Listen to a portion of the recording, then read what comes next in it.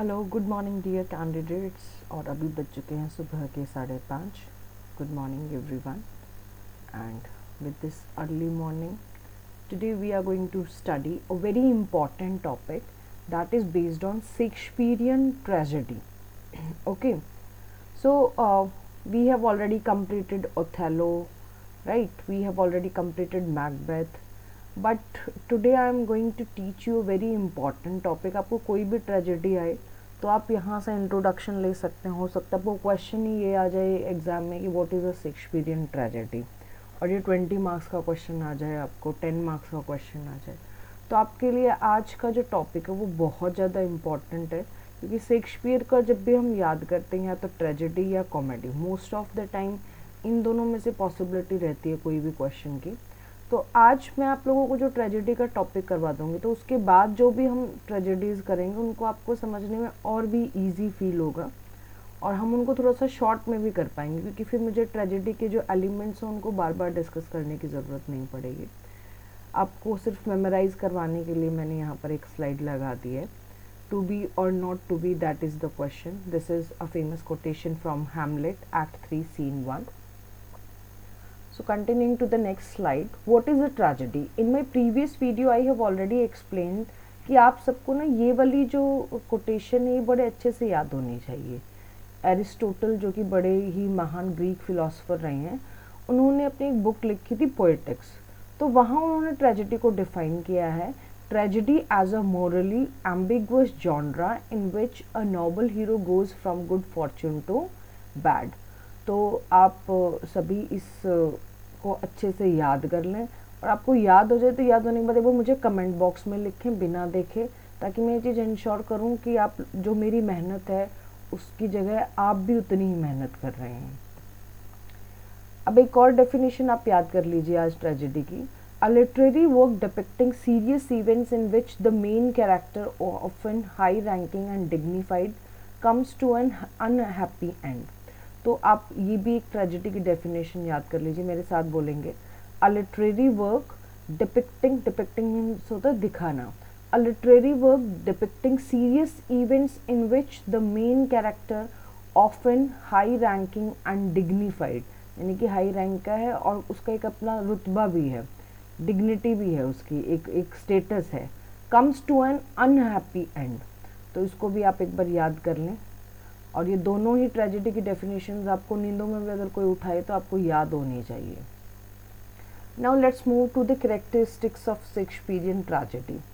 तो सबसे पहले जो शेक्सपियरियन की ट्रेजेडी है वो क्या होता है, एक ड्रामा होता है, ठीक है, जिसमें एक एक्शंस की सीरीज होती है। जो मेन कैरेक्टर यानी कि जो प्रोटैगनिस्ट है उसका डाउनफॉल दिखाया जाता है, और जो मेन कैरेक्टर है, प्रोटैगनिस्ट है, जिसका डाउनफॉल दिखाया जाता है उसको बोलते हैं ट्रैजिक हीरो। और इसी में the plot builds to a catastrophe और a disastrous final outcome that usually involves the death of the hero and many others.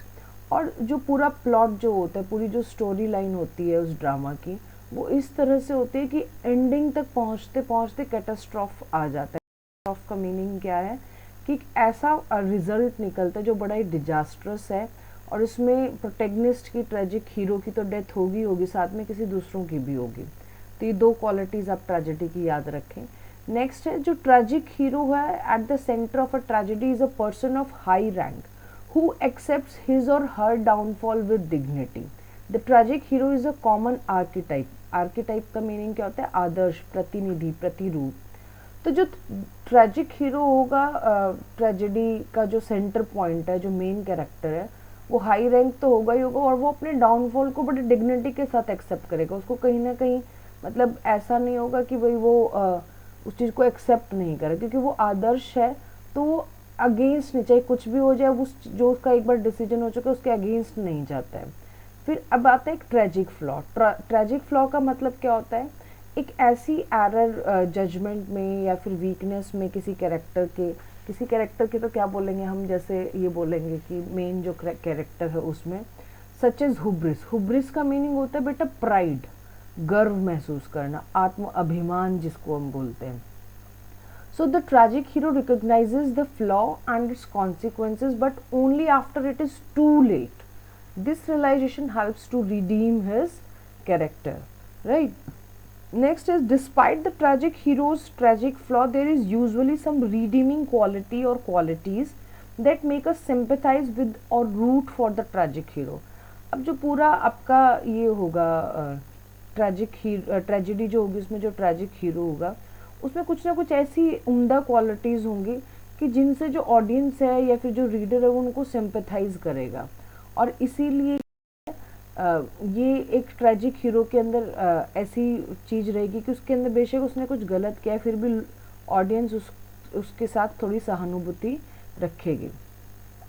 The catastrophe must be a result of the tragic hero's tragic flaw. It is not usually an accident or coincidence. अब जो catastrophe जो होता है यानी कि जो last में जो डेथ होती है ट्रेजिक हीरो की, ठीक है, वहाँ हीरो की या फिर किसी और गुड कैरेक्टर्स की जब डेथ हो जाती है ट्रेजिक फ्लॉ के कारण, तो ऐसा नहीं है कि वो कोई एक्सीडेंट हो गया इसलिए वो मर गया या फिर कोई कोइंसिडेंस या फिर नेचुरल डेथ आ गई, नहीं, वो रीज़न होगा एक ट्रेजिक फ्लॉ जो हीरो के कारण, और उसी को हम कैटास्ट्रॉफ बोलेंगे। मान लो कोई आपको ड्रामा के अंदर कोई एक्सीडेंट दिखाई दे गया है या एक नेचुरल डेथ दिखाई देगी तो आप उसको कैटास्ट्रॉफ में काउंट नहीं कर सकते हैं। The tragic hero is usually human character with which the audience can relate.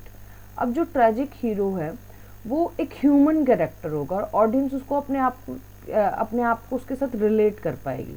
The tragic hero usually encounter some disappointed hope और फ्रस्ट्रेटेड एम्बिशन। और ट्रेजिक हीरो को का आमना सामना होगा एक ऐसी डिसअपॉइंटेड होप के साथ, वो ऐसी कोई उम्मीद लगाएगा जो उसको डिसअपॉइंट करती मिलेगी, या उसका कोई एम्बिशन ऐसा होगा जो उसको हमेशा फ्रस्ट्रेट करता होगा, और यहाँ से फिर वो अपने ट्रेजिक फ्लॉ को अपनाना शुरू कर देगा। ठीक है, अब कुछ लिटरेरी टर्म्स हैं जो आपको शेक्सपियर की ट्रेजेडी अगर आप कर रहे हैं तो आपको ज़रूर आनी चाहिए। First one is chiaroscuro. आप मेरे साथ बोलेंगे, इसकी स्पेलिंग याद करें अभी बैठ के। चियारोस्क्योरो कैसे याद करेंगे आप? CHIAROSCURO। किया, आप चिया सीड सुना होगा आपने नाम, है ना, तो चिया रॉस क्यूरो, ठीक है, ऐसे करके याद कर लो आप। चिया सीड्स जो होते हैं, रॉस क्यूरो, वैसे इसकी प्रोनाउंसिएशन होगी कियारोस्क्योरो। ठीक है, मैंने तो आपको स्पेलिंग याद करवाने के लिए चीज़ की है। कियारोस्क्योरो अगर आपको स्पेलिंग याद हो गई है अभी के अभी तो इसको 3 बार लिखो। देखो बेटा, कोई भी चीज़ का ना शॉर्टकट नहीं होता है, किसी भी चीज़ का कोई शॉर्टकट नहीं है, और आपको एक ही तरीका है, वो है मेहनत, और वो है आपको लिख के देखना, क्योंकि आपका सब्जेक्टिव है। आपको ऐसा नहीं है कि अभी 4 ऑप्शंस आ जाएंगे फिर आपको कियारोस्क्योरो टिक करना है, तो आपको ये अच्छे से याद होना चाहिए। अब कियारोस्क्योरो का अगर हम जनरल मीनिंग लिखते हैं, आपने कोई पेंटिंग देखी होगी, पेंसिल शेडिंग होती है, फिर कोई पेंटिंग होती है, तो जिस तरफ से लाइट आ रही है तो उस तरफ से थोड़ा सा ज़्यादा रोशनी वाली चीज़ें दिखाएंगे, फिर शेड दिखाएंगे। तो ये कियारोस्क्योरो एक टेक्निक है जो लाइट और शेड को शो करती है। तो अब यहाँ पर क्या होता है बेटा, ड्रामा में भी contrast of light and dark imagery जो है, ठीक है, जो भी एक कॉन्ट्राडिक्शंस हम दिखाना चाहते हैं ऑन स्टेज, तो उसको हम क्या बोलेंगे, कियारोस्क्योरो। फिर सेकंड है फोरशैडोइंग। फोरशैडोइंग का मीनिंग क्या होता है कि कैरेक्टर्स या फिर कोई ना कोई सिचुएशन आपको फ्यूचर में क्या होने वाला है उस चीज़ के एक्शंस के बारे में आपको हिंट देना शुरू कर देगी।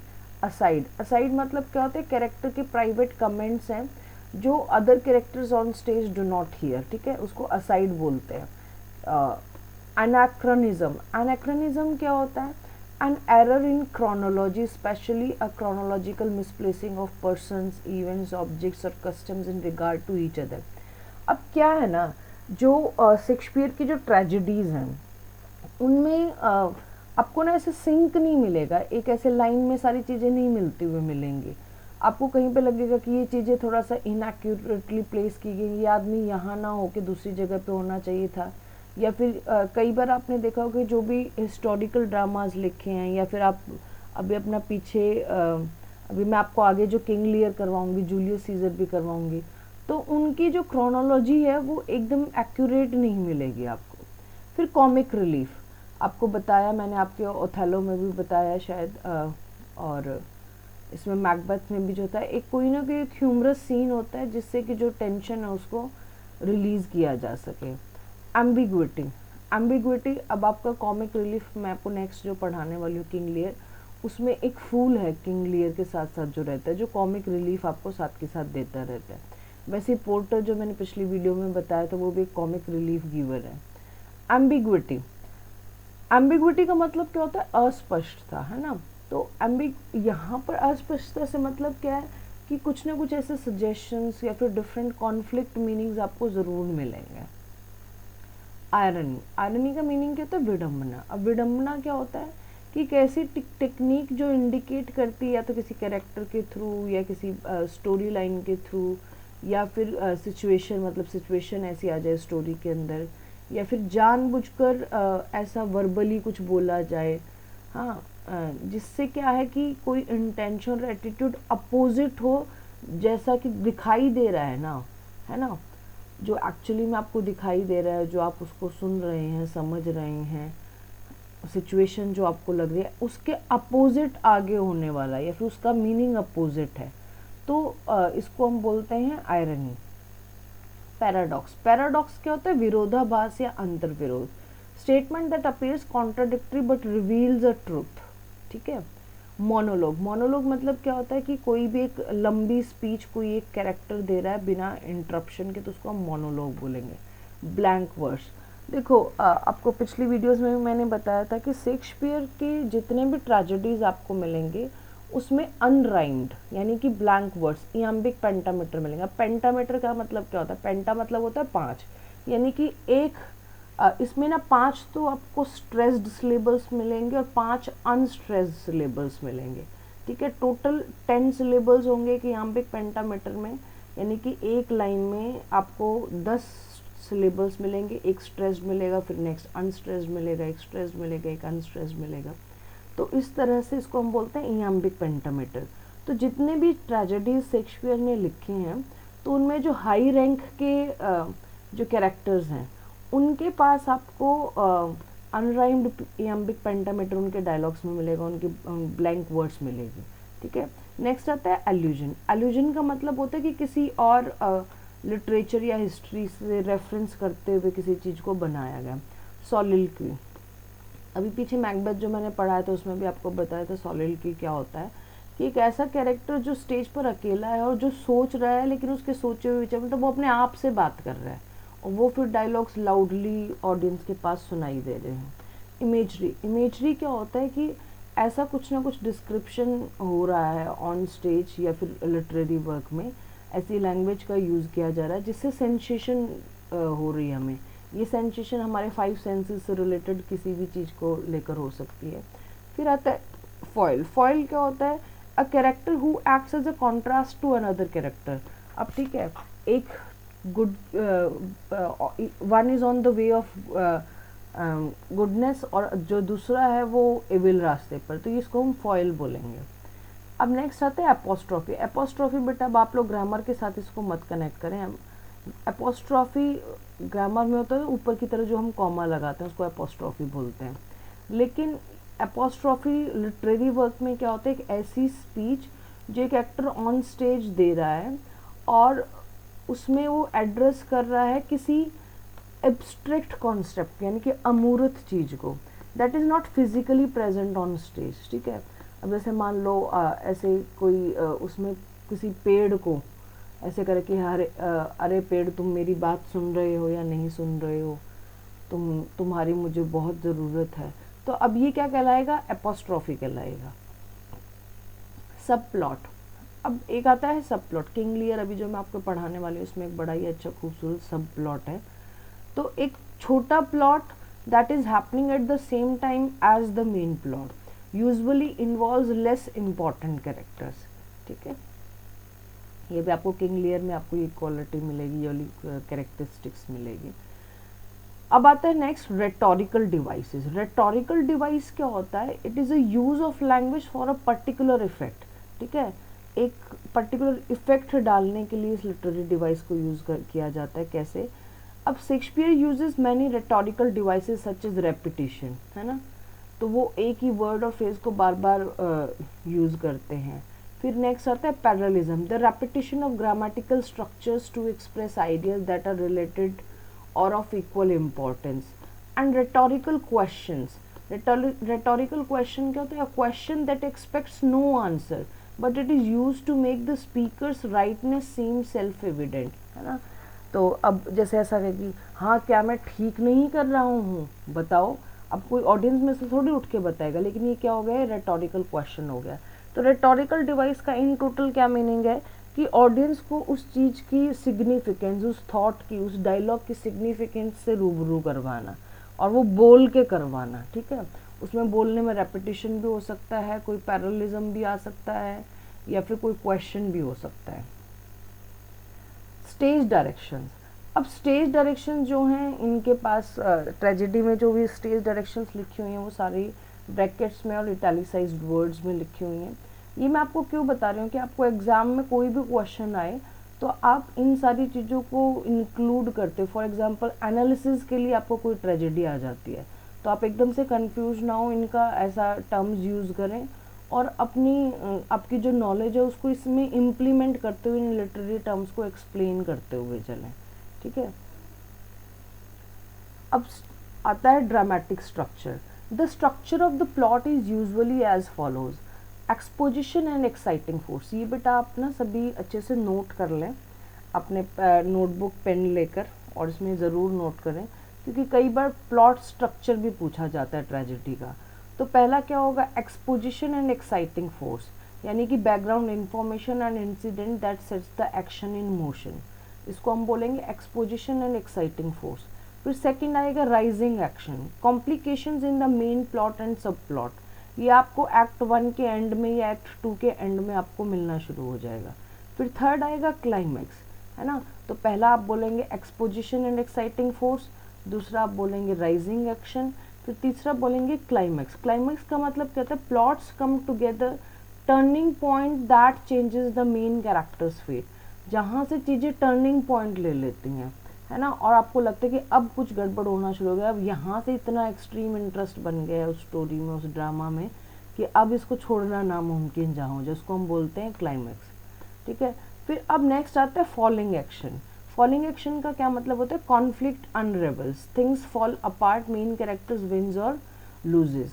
अब क्लाइमैक्स के पीक पर आप पहुँच गए. अब यहाँ से फिर देखो कैसे जाएगी कोई भी स्टोरी लाइन, पहले ऊपर जाएगी, ये क्लाइमैक्स हो गया, और फिर ये नीचे आना शुरू हो जाएगी. ठीक है, तो बिगनिंग तो हो जाएगा कि किस वजह से ऊपर की तरफ उठाई जाए, यानी कि इसका इंट्रोडक्शन पार्ट हो जाएगा, एक्सपोजिशन, एक्सपोज किया जाएगा स्टोरी लाइन को, और उसमें क्या एक्साइटिंग फोर्स, कुछ एक्साइटमेंट थोड़ी सी शुरू होगी, है ना. फिर यहाँ से ये राइजिंग एक्शन शुरू हो गया, फिर ये क्लाइमैक्स पे आ गया. अब क्लाइमैक्स के बाद अब फॉलिंग एक्शन, है ना. अब यहाँ से चीज़ें थोड़ा सा डिफरेंट होनी शुरू हो जाएंगी, है ना. अब यहाँ से स्टोरी जो है, मेन स्टोरी जो है, उसका बिफॉल होना शुरू हो जाएगा और आपको दिखने लग जाएगा कि कुछ ना कुछ क्या इम्पैक्ट आ रहा है इस क्लाइमैक्स के बाद, है ना. मेन कैरेक्टर जो है वो जीत रहा है या हार रहा है. फिर नेक्स्ट आता है कैटास्ट्रॉफ. कैटास्ट्रॉफ का मतलब क्या होता है, conflicts are resolve disastrous final outcome. कि कैटास्ट्रॉफ का मीनिंग क्या होता है कि कुछ ना कुछ ऐसा हो जाएगा कि जिससे जो ऑडियंस है वो पूरी तरह से कनेक्ट करेगी अपने आप को, और वो उस परिणाम तक पहुंच जाएगी भी आगे क्या हो सकता है.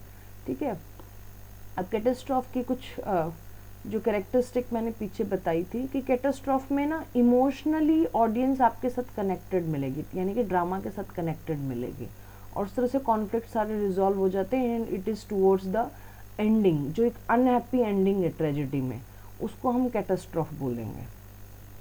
तो एक बार क्विक रिवीजन करते हैं कि what are the elements of Shakespearean tragedy.